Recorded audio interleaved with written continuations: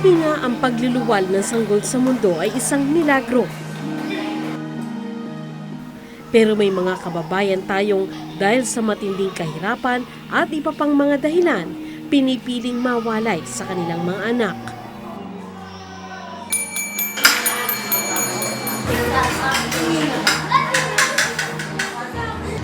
Marami sa kanila ang nasa bahay ampunan. Ang iba namay natutunan ng mabuhay ng walang sariling pamilya. Paano nga ba maging isang musmos na unti-unting namumulat sa katotohanang wala siyang ama at ina? Paano nga ba umasa at mabigo na darating ang araw, mararanasan nila ang pagmamahal ng mga magulang na matatawag nilang kanila?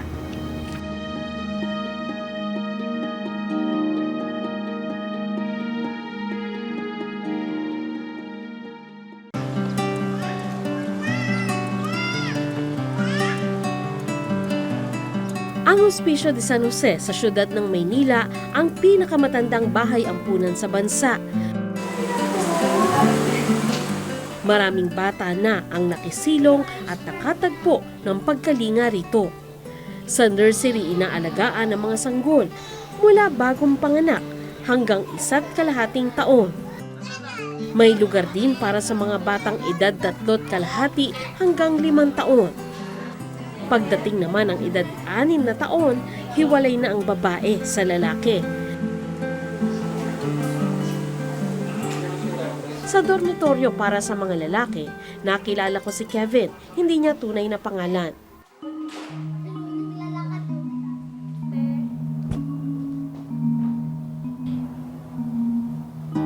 Dinala siya ng isang concerned citizen sa Hospicio de San Jose noong 1 taon pa lamang siya. Nang sinubukang hanapin ang mga magulang, natunto nila ang isang malayong kamag-anak pero di rin tinanggap ang bata. Anong pangarap mo pag malaki ka na? Pulis. Pulis? Bakit pulis? Naguhuli ng masamang tao. Sa edad na 6 na taon, naghihintay pa rin si Kevin sa pagdating ng mga magulang na aampon sa kanya.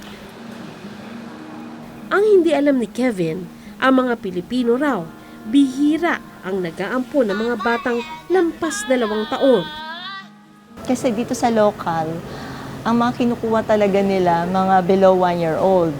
Kung gusto pa nga newborn, kaya lang bago nga ma-process ang documents o yung certification, maabot muna ng 6 months. Kaya walang makukuha ang 6 months and below. Walang nag-a-adopt ng older than 2. May konti pero very rare.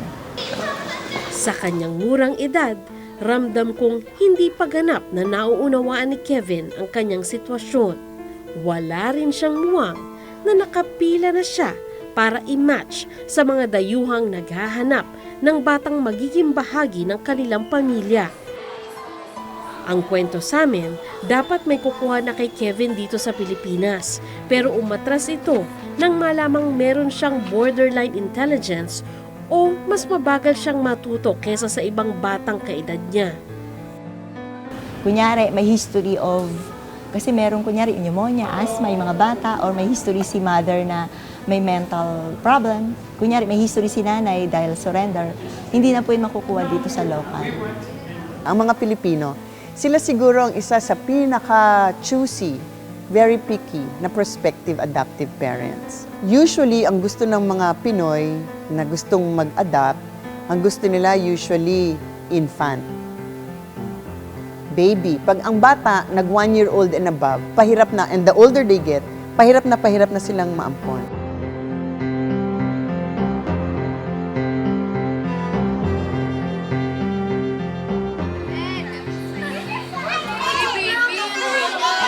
Ang Meritxell Children's Home sa Marikina City may 25 batang kinakalinga at hinahanapan ng magulang.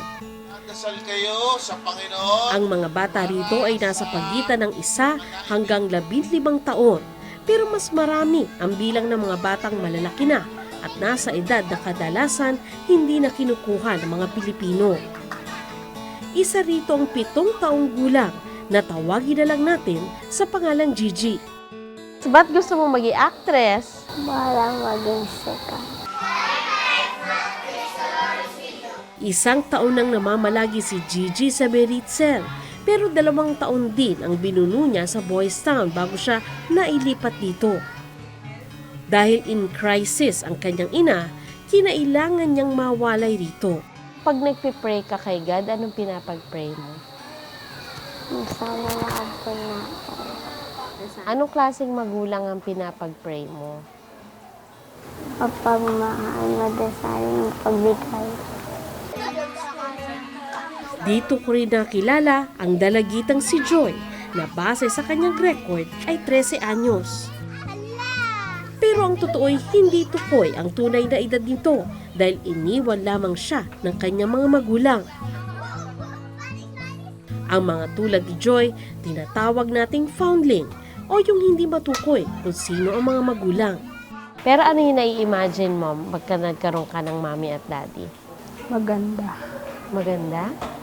Ano pa? Masaya. Honor student si Joy, pero hindi na ito malalaman ng inang nagluwal sa kanya. Naisip ko ring mapalad ang mga magulang na makakatanggap kay Joy. At dahil sa kanyang edad, mga dayuhan ang malamang magiging mommy at daddy niya. Pero para mangyari ito, kailangang maproseso ng mabilis ang adoption papers ni Joy. Ang limit ng ating batas at ng batas ng ibang bansa is 15 years old. So yun ang problema.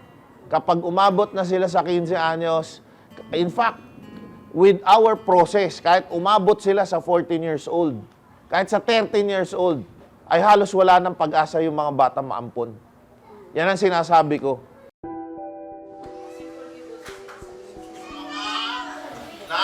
Unti-unti na palang lumiliit ang tsansa ni Joy na maampon ng mga dayuhang magulang. Ang kanyang kapalaran nasa kamay ng ilang taong humahawak sa kanyang mga papeles. 7 taon si Leonardo Simbula nang dumating sa Hospicio de San Jose. Galing siya sa ibang orphanage kung saan siya iniwan ng kanyang amang may iniinda raw na sakit. Hindi niya pinasabi sa akin na dadali niya ako sa isang institusyon. So basta binitbit niya papuntang parang natatakot ako noon. High school raw siya nang matunto ng ilang kaanak at malaman ang dahilan. Kasi parang feeling ko na mukhang hindi na sila tatagal dito sa ibabaw ng lupa. Kasi ang ama ko kasi, kalesa driver, nasipa yata siya ng kanyang inalagaan ng kabayo. So meron siya ritong tama. So nararamdaman niya na mahina na siya. Siguro yun ang purpose talaga kung bakit dinala niya ako. Hindi na siguro tatagal. Masama na talaga nararamdaman niya. Hindi na pinalad si Leonardo na mapabilang sa isang pamilya. Komplikado rin daw kasi noon ang proseso para sa legal adoption. Ang karanasan niyang ito mula pagkabata, nagmarka sa kanyang pagkatao. Ang pinakamalungkot dito kasi may makikita ka ng mga bata na may mga dumadalaw kasi may mga parents. Ang akin naman malungkot kasi mukhang hinahanap-hanap ko yung magulang ko na hindi ko makita-kita. Nasanay na ako ngayon. Kapag nakita ko maraming tao dito, masaya na ako. Pero kapag nasanay na ako na maraming tao pero pag nilagay mo ako sa isang sulok na parang nag-iisa, malungkot.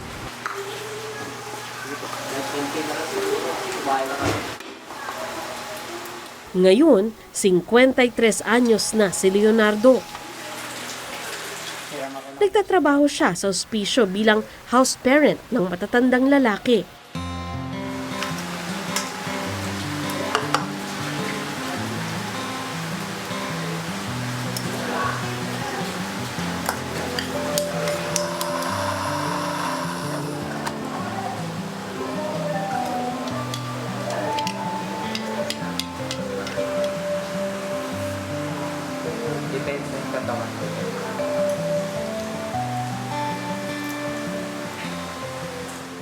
Ayun ang purpose, nagtanong ako kung bakit tumagal ako dito sa uri ng trabaho. Nagmuni-muni ko pag nag-iisa ako.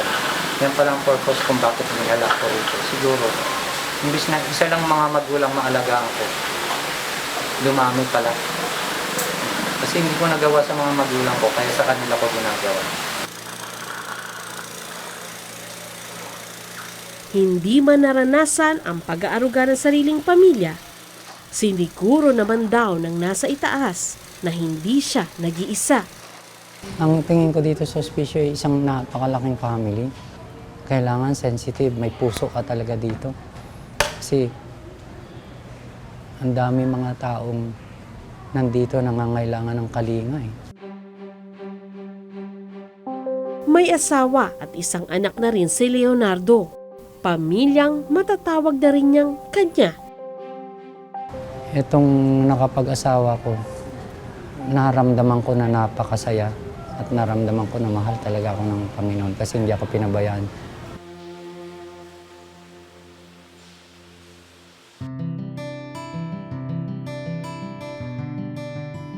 Ang karanasan ni Leonardo, hindi raw niya nanaisin para sa ibang bata. Sa akin ngang paglilibot sa orphanage, ilang bata ang narinig kong nag-aabang sa kanilang mommy at daddy. Siyempre naman, everybody wants to be part of a family. At yung adoption na yan, pag in-adopt ka, malamang alam mo na gustong-gusto ka nung forever family na kukup-kup sa'yo, di ba?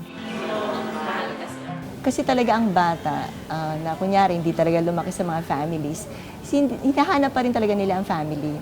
Kasi meron din akong bata before, parang nagka-college na siya and then sabi niya sana that time na adoptable age pa siya, sana napa-adopt siya. Parang naglo-long din sila talaga na ma-adopt, na maranasan din nila ang normal family. Meron din namang mga batang napawalay man sa kanilang biological parents. Maaga namang napabilang sa isang bagong pamilyang handang magmahal sa kanila. Isa sa mga batang yan ang 2 taong gulang na tawagin na lamang natin sa pangalang Mimi.